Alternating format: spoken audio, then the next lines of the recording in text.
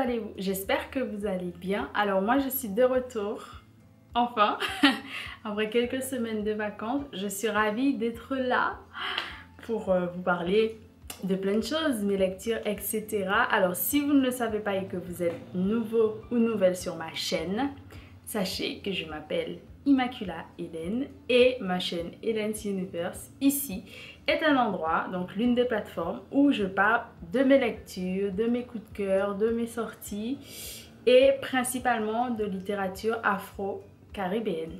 Bien évidemment, cette année et éventuellement l'année prochaine aussi, on va dire sur 2 ans, je vais vous parler aussi d'autres choses, de la rentrée littéraire, etc. Parce que je suis une formation et je suis actuellement donc libraire, apprenti libraire. Vous pouvez me suivre sur du coup Instagram, Twitter, j'ai ma page Facebook également. Et bien évidemment, si vous n'êtes pas encore abonné, n'oubliez pas de vous abonner à la chaîne. Alors, ravie d'être de retour, c'est la rentrée, tout le monde est plus ou moins content. En tout cas, moi je suis contente, pas parce que c'est la rentrée, mais parce que de toute façon, c'est comme ça, on a les vacances, il y a la rentrée, et puis la rentrée, ça nous permet de commencer nos nouveaux projets, de continuer certaines choses, donc on le prend bien. Voilà, donc aujourd'hui, comme vous l'avez remarqué, vous avez pu le voir grâce au titre, on va parler de mes favoris du mois d'août. Comme d'habitude, j'ai mon petit cahier qui a donc tous mes favoris. On a 2 catégories ce mois-ci parce que voilà, c'est comme ça. Donc on aura toute la catégorie books, donc les livres que j'ai pu lire. Donc ce sera un peu un reading wrap-up, donc tout ce que j'ai lu au mois d'août. Et bien évidemment les films et les documentaires, les séries que j'ai pu aimer également. Je n'ai pas tous les exemplaires avec moi, tous les livres avec moi parce que certains je les ai rendus, d'autres je les ai passés, etc. Mais c'est pas grave, on va faire avec ce qu'on a. On va commencer donc avec les ouvrages sans plus tarder. J'ai eu l'occasion de lire donc 13 nouvelles vaudou que je vous mettrai ici. C'est donc un recueil de nouvelles aux éditions Mémoire d'Encrier de Gary Victor avec une préface d'Alain Macbancou. Donc il y a 13 nouvelles vaudou dans ce recueil.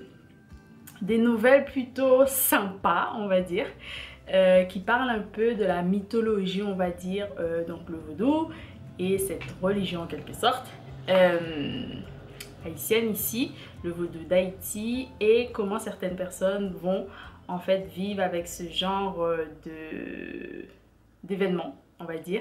Donc la première nouvelle qui m'a beaucoup marquée, dont je parlais dans une précédente vidéo, qui s'appelle Le Pilon. Ensuite, on en a pas mal d'autres avec des événements un peu farfelus. Mais cet ouvrage, je l'ai beaucoup aimé parce que en lisant cela, ça me faisait penser aux contes qu'on nous racontait lorsqu'on était petit. Parce qu'en fait, les contes qu'on nous raconte quand on est petit, ils ont souvent un rapport avec la religion ou encore le mythe, les différents mythes qu'on peut trouver du coup. Et ça m'a beaucoup rappelé cela, mais c'était très agréable. Bien évidemment, si vous n'avez pas l'habitude avec les nouvelles, je sais que les nouvelles c'est un peu compliqué pour moi notamment, mais là j'ai beaucoup aimé et je pense que c'est bien aussi d'avoir dans un seul recueil plusieurs petites histoires. C'est vrai, on ne peut pas s'attacher aux personnages, c'est vrai qu'à un moment on doit les laisser partir et prendre d'autres personnages, mais c'était vraiment sympa. Je n'ai pas le recueil, je ne pourrais pas vous dire toutes les nouvelles qu'il y avait dedans, mais c'est facile à retrouver en général. Et si toutefois j'ai l'occasion de vous reparler de cet ouvrage, je vous mettrai tout ça bien évidemment. Voilà, sans plus tarder, on va continuer avec cette fois-ci une dystopie qui s'appelle donc La Servante écarlate, dont j'ai déjà parlé, je pense, de Margaret Atwood. Oh, alors collection pavillon poche, on va dire c'est en poche, hein, de chez Robert Laffont. Je pense que tout le monde connaît au moins ça, parce qu'il y a la série du coup. J'ai beaucoup aimé, c'est quelque chose qui me fait réfléchir encore aujourd'hui. Donc si vous ne le savez pas, c'est une société, on va dire, qui est censée être antérieure si on lit la fin de l'ouvrage, mais c'est une société qui aurait pu exister. Donc cette société a un problème avec la reproduction, donc humaine, hein, on va dire ça comme ça. Et du coup, ils vont faire une société plutôt basée sur la religion, le catholicisme, on va dire, plus ou moins pour être, voilà, gros, pour cerner en gros les choses. Et il y aura un endroit où en fait des femmes vont être gardées, les plus... En fait celles qui peuvent procréer, pour pouvoir en fait faire des enfants et les donner à d'autres femmes, des femmes qui ne peuvent pas enfanter ou X raisons. En général, ils mettent la faute de ce problème de fécondation sur les femmes. Ils ne peuvent pas penser que ce sont les hommes peut-être qui ne peuvent pas avoir d'enfants, qui sont stériles, hein. Donc du coup, par exemple, le couple qu'on a ici en question, c'est donc un commandant qui s'appelle Fred, je sais plus comment d'ailleurs, ça m'échappe, je sais pas pourquoi. Attendez, je vais voir si je retrouve Waterford, un truc comme ça, je sais plus. Bon, c'est pas grave. Et du coup, la jeune femme va devoir s'appeler De Fred. Ça, c'est la version française de Fred, parce que la version anglo-saxonne, donc anglaise, on va dire, mais c'est pas anglais, hein, vraiment. Mais bon, c'est pas le même nom. Et la femme de, donc l'épouse, la femme de ce monsieur, de Fred Waterford, je crois, s'appelle, j'ai oublié aussi également, c'est bizarre, hein, comment je skip pas mal de... Je n'ai plus les noms en tête, c'est bizarre. Bref, et du coup, cette famille va adopter du coup cette servante, donc la personne qui va devoir porter l'enfant pour cette famille. Et cette femme, il s'avère qu'elle va être un peu rebelle, si on peut dire ça comme ça, en tout cas pour eux. Et elle va pas se laisser faire, on va dire, et il y a plein de choses qui vont s'enchaîner, mais en même temps, on va revoir sa vie d'avant. C'est-à-dire, elle va un peu raconter tout ce qui se passait, comment ça a débuté. C'est-à-dire que cette société, Gilead, ils disent en français, n'est pas apparue d'un coup. C'est-à-dire, au départ, ils ont commencé doucement. Ils ont commencé à empêcher les femmes de travailler. Ensuite, elles n'avaient plus de revenus, donc elles dépendaient de leur mari. Et ça s'est enchaîné jusqu'à avoir un peu cette société un peu étrange qui devrait se trouver aux États-Unis et qui prouve en fait que oui, elle a des aptitudes pour pouvoir procréer davantage, etc. Bien évidemment, il y a des personnes qui sont mal vues, donc toutes les personnes qui sont censées être mauvaises pour la société, c'est-à-dire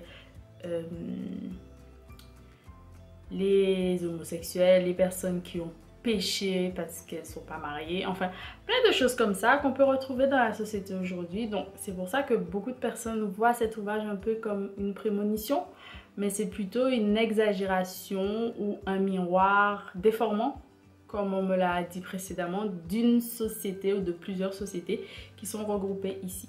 J'ai beaucoup aimé lire cet ouvrage, bien évidemment, ouvrage un peu particulier, c'est normal. Et ce qui m'a beaucoup plu vraiment, c'était la fin, parce qu'on a comme des notes historiques, on va dire, et ça nous permet un peu de comprendre davantage l'histoire et pourquoi cette dystopie, ce roman, si on peut dire, est créé comme ça. Et la phrase que du coup que j'aime bien, que j'ai soulignée même, qui dit: quand le pouvoir est rare, toute parcelle de pouvoir est tentante.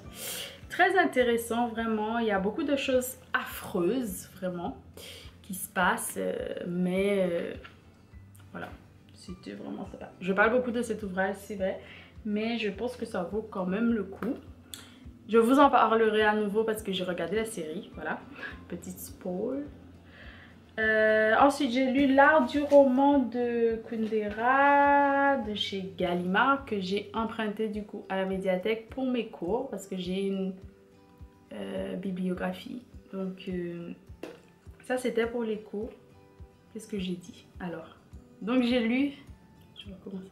Donc j'ai lu Comme un roman de Daniel Pénac, parce que je mélange les titres, parce que j'ai lu aussi L'art du roman de Kundera. Voilà. Donc j'ai mélangé les titres et ces deux ouvrages sont pour ma formation. Donc Comme un roman nous explique en fait qu'est-ce qu'un lecteur, que doit faire un lecteur, quels sont les droits du lecteur, très intéressant, ou de la lectrice, hein. Quoi d'autre, voilà, les droits en tout cas, je vais vous laisser découvrir, mais sachez qu'il y a par exemple le droit de ne pas lire, bien évidemment, le droit de sauter des pages, on peut trouver ça affreux, de ne pas finir, de ne pas terminer un ouvrage, etc. Ce que je trouvais pas trop savant, mais que j'ai eu l'occasion de faire. C'est vrai que beaucoup de fois, quand j'ai eu des difficultés avec des ouvrages, j'ai arrêté, suspendu ma lecture pour laisser et le relire plus tard. Ça se fait, c'est possible, pourquoi pas, et puis ça nous permet de découvrir un roman peut-être mieux ou un ouvrage bien mieux que si on avait continué et qu'on aurait détesté. Voilà. Et ensuite, l'art du roman de Kundera. Donc on a parlé de pas mal de choses dans cet ouvrage que je n'ai plus parce que je l'ai rendu du coup à la médiathèque de ma ville.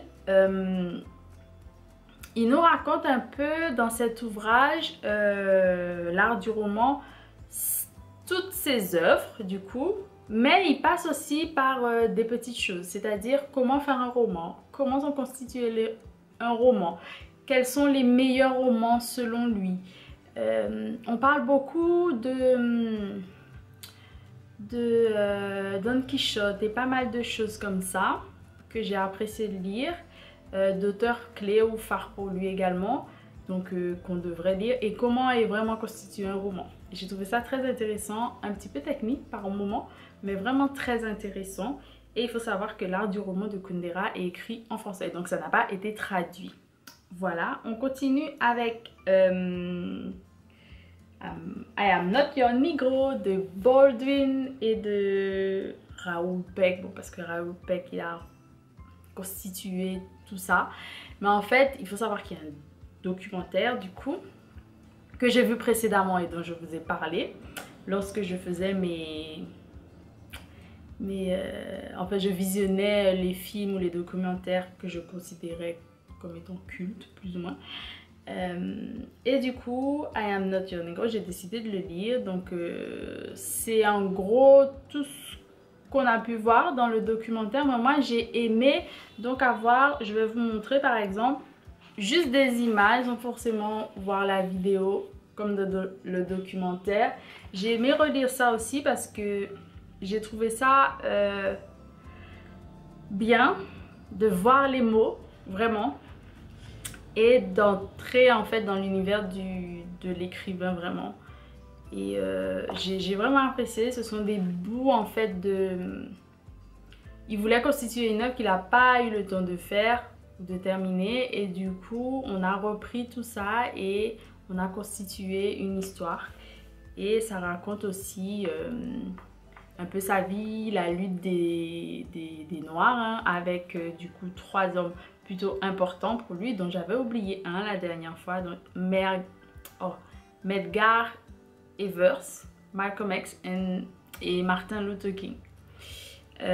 Très intéressant, vraiment que je recommande, c'est très facile à lire je pense, en plus il n'y a pas vraiment de difficulté je pense, et en plus vous avez un peu comment dire, des idées de films à voir cultes, des idées d'ouvrages ou d'auteurs, de personnes à connaître. Bon après, je pense que si vous connaissez aussi ses œuvres, etc.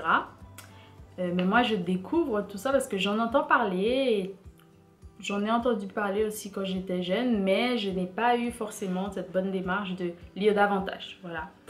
Et puis on a parlé aussi de Toni Morrison dedans et c'était vraiment une belle lecture.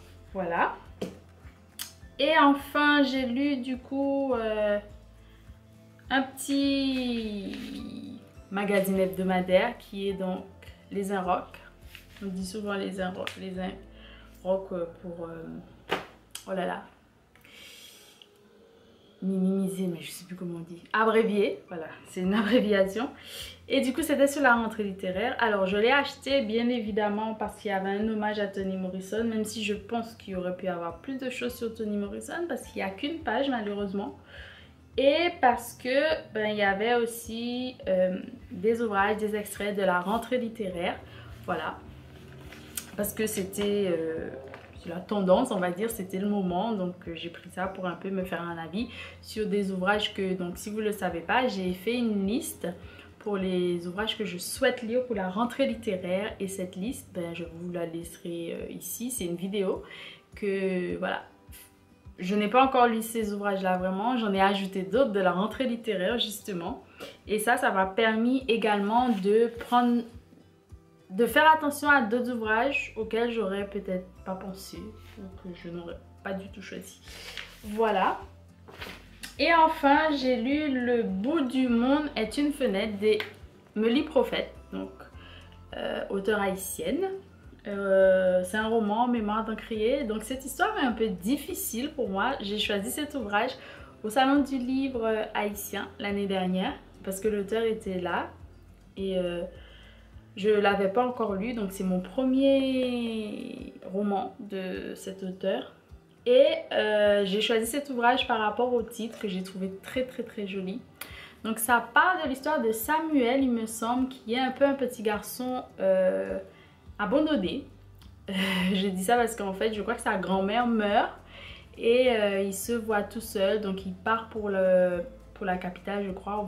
Il sort de sa province et là, il va vivre un peu comme un enfant abandonné, presque comme un reste avec. Et là, il va tomber malade un jour et un vieux monsieur va le recueillir et s'occuper de lui. Donc, on va l'emmener, un chauffeur va financer ses études, etc. Il va apprendre à lire, à écrire, il va vouloir devenir mécanicien. Et il va rencontrer une jeune fille qui est à moitié mulâtresse. Donc, du coup, elle bénéficie d'un sort je sais pas, d'un grade, d'un type de grade parce que sa maman est moitié mulâtresse. Cependant, ils sont très pauvres en fait. Ils ont une maison qui penche, qui est presque... elle va tomber en fait. Et il voit cette fille à travers d'une fenêtre et ils s'aiment comme ça. Et un jour, ils vont se rencontrer. Hein. Je crois qu'ils ont fait une première rencontre, ils se sont parlé et il va continuer. Et ils vont continuer à s'aimer comme ça. Et sa vie va passer. Le monsieur qui va le recueillir va mourir. Il va apprendre beaucoup de choses grâce aux prostituées, grâce à la vente de ce vieux monsieur. Ils vendent de l'alcool en fait le soir. Grâce à un homme un peu, un sans-abri qui est un peu fou on va dire. Mais qui n'est pas vraiment parce que vers la fin... il va expliquer la vie de ce vieux monsieur qui s'est consacré en fait à tout le monde parce qu'il a perdu sa famille. Enfin, je ne vais pas plus vous en dire. Moi, j'ai aimé la plume de l'auteur. À certains endroits, je me trouvais en difficulté parce que c'était comme si j'avais des bouts d'histoire. Et pour moi, ça s'emboîtait pas bien. Mais c'était vraiment une belle histoire. Et ce que j'aime, c'est que dans cet ouvrage, l'eau est très présente. Et on parle aussi d'une déesse, maîtresse de l'eau chez nous, c'est-à-dire c'est un peu une sirène qui en fait, il y a un conte sur ça en fait, un mythe même, que en fait si on voit cette sirène ou cette maîtresse de l'eau se peigner, qu'on la fait sursauter, qu'elle oublie son peigne d'or et qu'on récupère ce peigne, elle risque de venir récupérer son peigne mais de nous donner en échange beaucoup d'argent. Voilà, donc il y a pas mal de choses comme ça que moi j'aime beaucoup parce qu'on nous racontait ça lorsqu'on était jeunes et tout. C'était nos moments à nous avec toute la famille et c'était vraiment trop sympa d'écouter cela. Donc ça m'a rappelé pas mal de choses comme ça et puis vraiment, je sais pas si vous le savez, mais l'eau c'est très important. Je trouve que c'est un élément très important, donc voilà, c'est pour ça. Mais je recommande quand même cet ouvrage. Dans le sens où je trouve que la plume de l'auteur est vraiment très belle. Et vu que c'est la première chose que j'ai pu lire, donc c'est peut-être pour ça que j'ai ce retour. Je ne connais pas encore très bien son style, on va dire. Donc c'est pour ça que parfois j'avais des difficultés. Mais c'était vraiment trop top. Si vous voulez savoir ce que je lis en ce moment, je lis deux ouvrages du coup. L'un pour la rentrée littéraire, donc... Mio Méditerranée de Louis-Philippe d'Alembert et Peau noire masque blanc, Peau noire masque blanc de Frantz Fanon. Voilà, donc on va passer à la partie film, documentaire et série. Je vais un peu speeder parce que je crois que ça fait beaucoup. J'ai vu donc La Servante écarlate en série, ainsi que la Casa de Papel. Casa de Papel, c'est pas quelque chose vraiment que j'ai plus apprécié que ça, mais j'ai beaucoup aimé la saison 3 que je n'ai pas terminée du coup. Mais s'il n'y avait pas les saisons précédentes, ben la 3 sera un peu là. Donc la 3 j'ai vraiment aimé. Mais je trouve ça très ingénieux, etc. Rien de... Je ne veux pas dire que c'est rien de... Voilà, c'est quand même quelque chose qui est captivant. Je vois pourquoi beaucoup de personnes aiment, mais moi c'est vrai que je n'aime pas plus que ça. Voilà, mais je voulais en parler parce que j'ai aimé la saison 3. J'ai regardé L'œuvre sans auteur, le 1 et le 2. D'ailleurs, j'ai un ouvrage que je vais lire pour pouvoir vous faire un article sur ce film. Donc c'est un film qui raconte comment un auteur pendant le Troisième Reich a trouvé sa voie, mais sous toute cette pression, on va dire, politique, économique, sociale à cette époque, et comment il va passer à l'Ouest pour pouvoir en fait trouver sa voie et voilà. Mais je vous en dirai davantage bien évidemment. En tout cas je le recommande même si c'est très long parce que c'est un film quand même qui est en 2 parties. The Kitchen ou Les Baronnes, donc j'ai adoré. En fait ce sont des femmes aux États-Unis et je crois que c'est à New York, dans le quartier italien, qui se retrouvent en fait sans leur mari suite à une mauvaise manip de leur mari, mais à la fin on va voir pourquoi. En fait ces Italiens sont des bandits, si on peut dire ça comme ça pour être sympa, et en fait ils disent donner la protection aux commerçants en échange de sous-table, si on peut dire ça, mais eux-mêmes ils volent et tout, etc. Et du coup ils vont se faire prendre un soir et les femmes vont reprendre le business. Voilà, c'est tout ce que je peux vous dire, mais c'était très cool. Wonderland, le royaume des pluies, ça c'était une animation du coup japonaise que j'ai beaucoup aimé. En fait il y a une sécheresse dans tous ces mondes et on vient chercher une petite fille pour qu'elle aille voir le prince pour qu'on puisse avoir de l'eau à nouveau.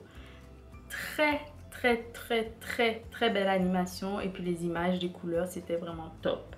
Et enfin les faussaires de Manhattan, ça aussi j'ai beaucoup aimé. Il y a un ouvrage également que je souhaite lire un jour et c'est tiré d'une histoire vraie. C'est une auteure qui va sortir des biographies je crois, oui, sur une autre personne, mais malheureusement c'est très bien écrit, très bien exécuté, mais ça ne se vend pas. C'est pas je sais pas, des œuvres de grand public, etc. C'est un public particulier. Du coup elle peut pas vivre de ses œuvres, de ses écrits, et elle va se voir en fait un jour elle va se retrouver dans une bibliothèque. Elle va trouver une lettre qu'avait laissée quelqu'un dans un ouvrage. Il s'avère que cette lettre c'était d'un écrivain, ou écrivaine d'ailleurs, et elle va dire que j'ai trouvé ça, ça se vend combien. Elle va voir qu'elle va en tirer un bon prix, et du coup elle va se mettre à faire des lettres comme ça qui viennent apparemment d'auteurs. Après elle va se retrouver dans une situation où elle va devoir voler de vraies lettres, tout en engrenage après, et puis je vais pas vous spoiler, mais elle va se faire prendre. Voilà, je suis ravie donc d'avoir partagé tout cela avec vous. Je sais que ça fait beaucoup, en tout cas moi je suis vraiment ravie de revenir en face de la caméra. Ça me manquait un peu, vraiment trop contente. Je remercie toutes les personnes qui se sont abonnées récemment. N'oubliez pas de me suivre bien évidemment, de liker la vidéo, de laisser toutes vos questions en bas. Je compte vous faire un Q&A, un FAQ. Laissez vos questions ici aussi si vous pouvez, et je pourrai répondre à tout cela. Ou encore, allez sur mon Instagram, il y a une photo dédiée à cela. Et je vais pouvoir répondre à vos questions bientôt parce que la chaîne aura 2 ans. Je suis super contente et je pourrai répondre à vos questions. Voilà, n'hésitez pas à me dire ce que vous avez fait pendant les vacances, si vous avez pris des vacances évidemment, ce que vous avez lu, etc. Et restez connectés pour la suite. Je crois que je n'ai rien oublié. Je vérifie encore un peu. et je vous embrasse très fort. Prenez soin de vous. Racontez-moi votre rentrée également. Qu'est-ce que vous avez lu également de la rentrée littéraire, etc. Racontez-moi tout en fait. Racontez-moi tout. J'ai hâte d'apprendre, de savoir tout ça. Et je vous embrasse très fort et je vous souhaite une très bonne journée. Si c'est la journée, une soirée, peu importe. Et je vous embrasse très fort. Gros bisous. Bye.